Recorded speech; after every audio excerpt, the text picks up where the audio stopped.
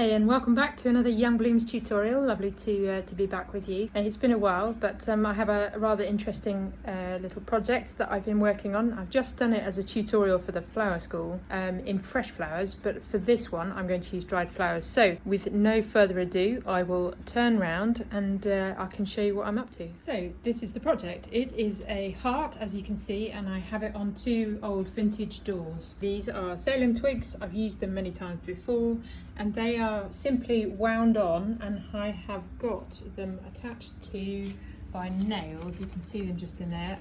What I did was draw the heart shape out with a bit of pencil to a sort of size that I was happy with, and then threaded on these Salem twigs to make the shape. I used wire, so just fine rose wire here, and there's a big wire at the bottom to hold it in shape. But the entire thing seems to work a treat, just like that. So that's my starting. So you can see now that I've started adding dried flowers.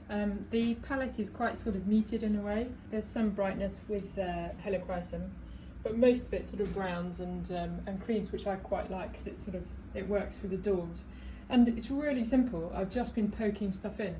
So you know, the things like the dried eucalyptus and the hydrangea heads and the pampas grass and the thistles, you can literally just poke them straight into the Salem twigs and they pretty much hold. So I kind of think this is a lovely design that you could have as an entrance piece, you know, for a reception, or you could fix a table plan to it beautifully. If a wedding planner took hold of this, I'm sure they could create something fabulous. But just a really simple idea. Really easy and straightforward, and looks quite unique. It is very rustic, it's very informal, but I kind of like that. So it's saving up lots of bits and bobs, you know, lots of loose ends that you've got. It is, for me, it's, you know, what have I got in the workshop to play with? It's that type of thing. So I'll carry on and show you when it's finished. So I think I've finished the design. I think it's done. I haven't added flowers all the way around. I've just added sections. I found the pampas grass, it was quite overwhelming, so I've just put it in sections of the design.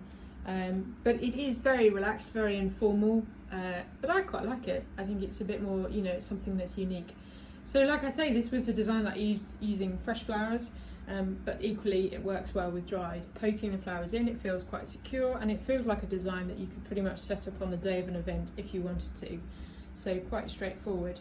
You don't necessarily have to have the doors.